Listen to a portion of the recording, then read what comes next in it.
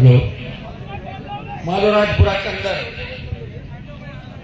एक जोरदार जयकारा लगाएं। जय बोले बजरंग बली की जय। माधोराजपुरा में लगने में थोड़ा जल्दी आ गया है ना। अब जल्दी का भी आज के बाद ध्यान रखना चुनाव तक, क्योंकि हेलीकॉप्टर 5 बजे बाद उठता नहीं और 8 प्रोग्राम करना है। तो आगे जैसे जैसे प्रोग्राम 1 घंटे के तक सबको आना। मेरी बड़ी इच्छा थी कि मैं माधोराजपुरा का अंदर हेलीकॉप्टर घुमाऊं, आपके बीच जाऊं और छोटे भाई विकास के लिए वोट की अपील करूं। इस इलाके बहुत बड़ा आशीर्वाद मेरे साथ रहा। विश्वविद्यालय गिरिराज जिले के विधानसभा तक का सफर है। चाहे विधायक आगे बढ़े कोई बने मेरे, लेकिन जयपुर जिले के किसान के बेटों हर सुख दुख के अंदर पिछले 25 साल मेरा साथ दिया। मैं विश्वास रखता हूँ कि चाकसू विधानसभा क्षेत्र के अंदर जो गंदगी व्याप्त हो गई, आखंड भ्रष्टाचार के अंदर डूबी कांग्रेस पार्टी, जिसके विधायक ने कितनी बार अपनी पार्टी के खिलाफ बगावत करी और किस तरह के आरोप उस पर लगे। मैंने देखा किस तरह की गुंडागर्दी चाकसू के अंदर चली। भूमाफियाओं को संरक्षण, अपराधियों को संरक्षण और जो हालात यहाँ पे भारतीय जनता पार्टी मौन थी। 5 साल चाकसू के अंदर कोई सड़क पर लड़ाई नहीं लड़ रहा था। आरएलपी के नौजवान कांग्रेस की भ्रष्ट सरकार के खिलाफ सड़क से लेके सदन तक मेरे विधायक लड़ रहे थे। मैं आपको विश्वास दिलाता हूँ, ये जो जंग है 2023 की, ये ऐतिहासिक जंग होगी। प्रदेश के नौजवानों को, किसान के बेटों को तय करना होगा कि कांग्रेस भारतीय जनता पार्टी का राज चाहिए या दोनों को घर बिठा के आरएलपी एसपी गठबंधन का राज चाहिए। ये आपको ही तय करना है। भाइयों, वोट की चोट से इस बार संदेश दे दो प्रधानमंत्री को कि प्रधानमंत्री जी, हम इतने कमजोर नहीं है। देश का किसान जब तकलीफ में था, मोदी की परोसी हुई थाली को ठोकर मार के अगर देश के किसान का कोई बेटा 70 दिन सड़क पर बैठा, वो नागौर का सांसद था, तो किसान के सम्मान की लड़ाई सड़कों पर लड़ रहा था। जब देश का जवान संकट में था, सेना को ठेके पे दे दिया। उस वक्त 543 सांसदों में से अगर छोटे भाइयों की आवाज किसी ने उठाई, सेना के सम्मान के अंदर मैदान में कोई कूदा, वो आरएलपी का जवान और उनका सांसद था, जिन्हें जोधपुर में 2 लाख जवानों की रैली करके प्रधानमंत्री को चेतावनी दी, अरे दिल्ली की तरफ तैयार हो जाओ। और चेतावनी का परिणाम ये हुआ कि अग्निवीर पहले 25% रख के 75 वापस भेजने की बात थी, अभी हुआ 50% परमानेंट करेंगे, 50 वापस भेजेंगे। अगर भाजपा को, अगर भारतीय जनता पार्टी आप इस चुनाव के अंदर हरा दोगे, कांग्रेस को हरा दोगे और राष्ट्रीय लोकतांत्रिक पार्टी को चाकसू की सीट जिता के दोगे, देखिए मारवाड़ में तूफान चल रहा है आरएलपी पार्टी का। यहाँ सुनामी बननी चाहिए जयपुर के आसपास, तब जाके सत्ता में कब्जा होगा। मोदी अग्निपथ भी वापस लेगा। ईआरसीपी, जिसको जानबूझ के भारतीय जनता पार्टी ने अटकाया दिल्ली के अंदर, वो हमारी ईस्टर्न कैनाल राष्ट्रीय परियोजना अगर घोषित हो जाए तो हमारे 13 जिले आबाद हो सकते हैं। पीने का पानी, सिंचाई का पानी उपलब्ध हो सकता है। हमें पेट्रोल डीजल की बढ़ी हुई 100 रुपए लीटर की कीमतें देनी पड़ रही है। बजरी माफिया का राजस्थान में आज तक के पेपर लीक की घटनाएं करने वाले खुद मुख्यमंत्री के दावेदार बनकर राजस्थान के अंदर घूम रहे हैं। ये कैसा राजस्थान है? न तो बहन बेटियां सुरक्षित है, न छोटे भाई सुरक्षित है। यहाँ कत्ल, बलात्कार आम बात हो गई। लोग शौकिया तौर पे गोली मार के चले जाते हैं। थानों से 47 लेके लोग आते हैं, मुलजिम छुड़ा के ले जाते हैं। पुलिसकर्मी मुकाबला करते हैं और पुलिसकर्मी भी साधन शहीद हो जाते हैं इस राजस्थान में। और अपराधियों को पकड़ के उनकी निजात पुलिस की जाती है। भाइयों, अगर आप चाहते हो कि हमारी बहन बेटियां अबला नारी की चीख पुकार सुनने को नहीं मिले, हम सुरक्षित हमारे घरों में चैन की नींद सोए, तो इस बार कांग्रेस भारतीय जनता पार्टी को घर बिठाओ, आरएलपी एसपी गठबंधन को सत्ता के अंदर लेकर आओ। मैं आपको विश्वास दिलाता हूँ कि डिग्री से पहले रोजगार की गारंटी होगी, कर्ज मुक्त किसान होगा, मुफ्त बिजली, टोल मुक्त राजस्थान, सशक्त लोकायुक्त, खेत के सिंचाई का पानी, छोटे भाइयों को रोजगार के साधन और आराम से निकलना। हमारी बहन बेटियां 12 बजे में निकले कि मजा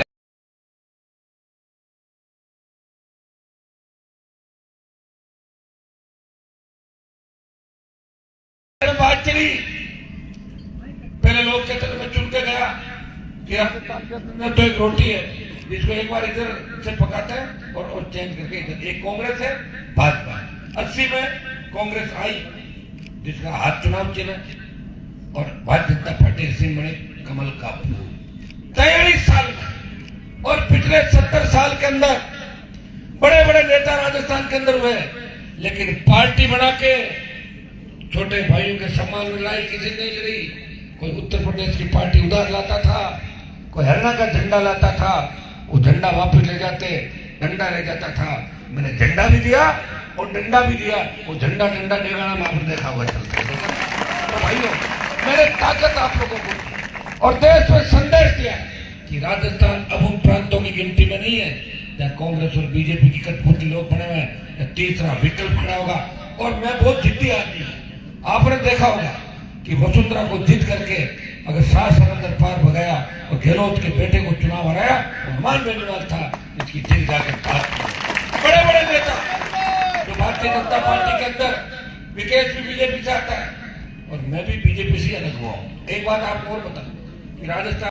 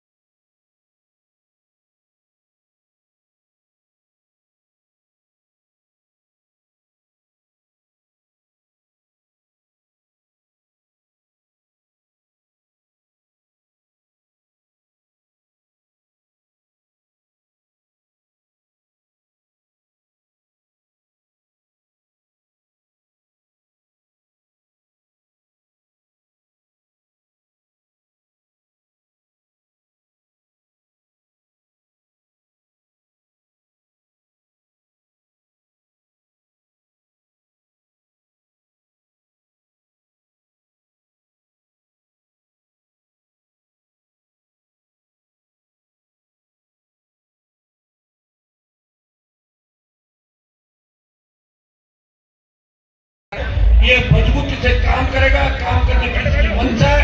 बीजेपी ने जिसको उम्मीदवार बनाया उसका अता पता नहीं, और कांग्रेस का जो विधायक है उसके बारे में आपने देखा होगा कि उसकी क्या स्थिति है।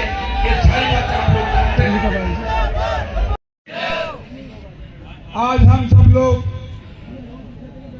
राष्ट्रीय लोकतांत्रिक पार्टी के सुप्रीमो और मेरे बड़े भाई हनुमान जी बेनीवाल साहब, आज हम सबको संबोधन करने आए हैं।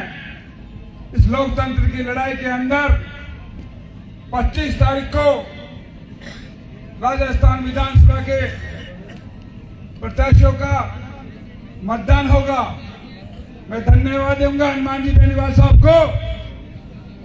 भाई साहब, आपने मेरे जैसे कार्यकर्ता जो पिछले 30 साल से भारतीय जनता पार्टी का कार्यकर्ता था मैं, और भारतीय जनता पार्टी का अनुशासित कार्यकर्ता होने के नाते से भाई साहब मैं आपको याद दिलाऊं, मैं 2008 में यहां से टिकट मांगा, 13 में मांगा, 18 में मैंने निवास से जाके मांगा, और फिर इस बार दोबारा मैं लौट के आया।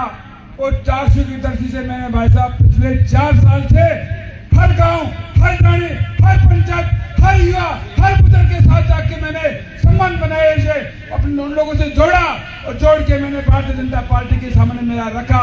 भाई साहब, आपको मैं याद दिला दूं, 400 की धरती में पिछले 6 अक्टूबर को अगर कोई किसी ने आज भाई साहब हो सकता समय जल्दी होने का पब्लिक आई नहीं, पब्लिक रोडों पे आ रही है, चारों तरफ 400 विधानसभा की रोडें जाम लगी हुई है और हनुमान बेनीवाल जी का दर्शन करने के लिए आ रहे हैं। भाई साहब, मैं बता दो, इस भारतीय जनता पार्टी में मेरी कोई सुनने नहीं, और आपने 6 तारीख को 11:14 में आपने मेरे आंसू पूछे। हनुमान जी बेनीवाल साहब, आपने एक भगवान हनुमान के रूप में आके मेरे इस पीड़ित को, दुखित को टिकट मिलने के बाद मुझे 16 दिन तक मेरा कोई पूछा नहीं, मैं घर में कमरे में बंद पड़ा रहा।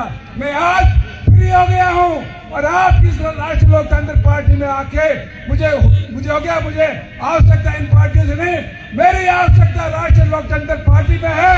और भाई साहब, मैं आपको विश्वास दिला दूं कि मैं आपको विश्वास दिला दूं कि मैं 400 विधानसभा से आपको आपके आशीर्वाद से, या कि जनता के आशीर्वाद से, या कि मतदाताओं के आशीर्वाद से एक इस बार राजस्थान विधानसभा में जाऊंगा, और आपका छोटा भाई होने के नाते से कंधा से कंधा मिलाकर जयपुर जिला 400 विधानसभा क्षेत्र की जन समस्याओं को रोड से लेकर विधानसभा तक उठा के लेके जाऊंगा। साथियों, मुझे बड़ा गर्व है कि आज मुझे ऐसे व्यक्ति से संपर्क हुआ, मेरा मिलान हुआ। हालांकि हमारी पहचान राजस्थान विश्वविद्यालय से थी, मगर इन पार्टियों की वजह से आपसी राजनीतिक एक दूसरे के मिलान नहीं हुआ। ये मिलान शायद मेरा पहले ही हो जाता। तो साथियों, ये आज जो मेरी स्थिति, जो मेरी आवश्यकता थी, मेरी एबिलिटी थी, इसको पहचान नहीं पाई। खाली मुझे भाई साहब जब मैं टिकट मांगता कुछ न कुछ मेरे को लॉलीपॉप दिया जाता, साले लॉलीपॉप। अभी भी इस बार मुझे वसुंधरा जी बुलाई, क्या कहा, अरे भाई विकेश कोई बात नहीं, पिछली बार भी तो मैंने जब मुझे कह दी थी इस बार सरकार में आऊंगी तो तेरे को कुछ न कुछ जरूर देना।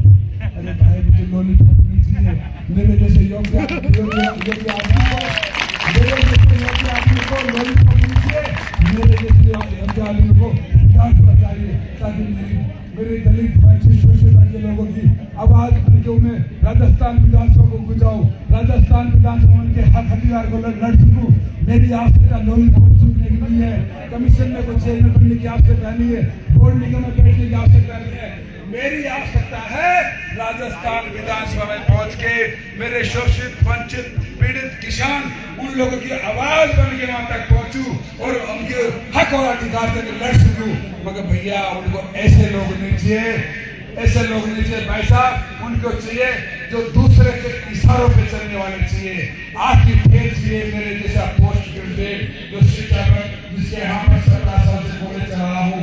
भाई साहब, आपने 17 साल में लगभग मैंने यहाँ पर 20,000 से अधिक विद्यार्थी निकाले, शायद यहाँ पर मेरे पास कई विद्यार्थी यहाँ बैठे भी होंगे। उनको डर था ऐसा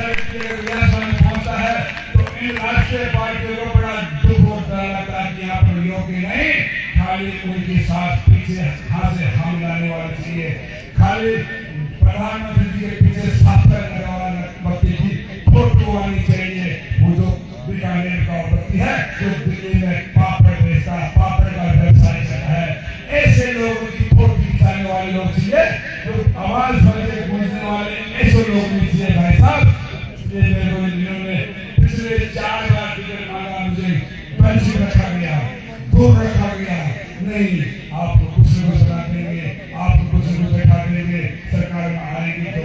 और उनको तो ऐसे लोग मैं आपके दिखा दूं जिसको टिकट दिया बेचारा, अरे उसको टिकट तो चाहिए, पता नहीं टिकट कहाँ से आया है, कौन लेकर आया है, कैसे आया है, क्योंकि वो तो बेचारा एक दिन में 17 दिन, एक दिन में 17 दिन है, वो तो जैसे नाम से चला, जैसे कि गरीबों की दुकान से लोगों दूसरे खुद अपने नाम एग्रीमेंट करता था। राजस्थान विधानसभा के चार्ज है उसको भी उन्होंने एक्स के नाम एग्रीमेंट कर दिया।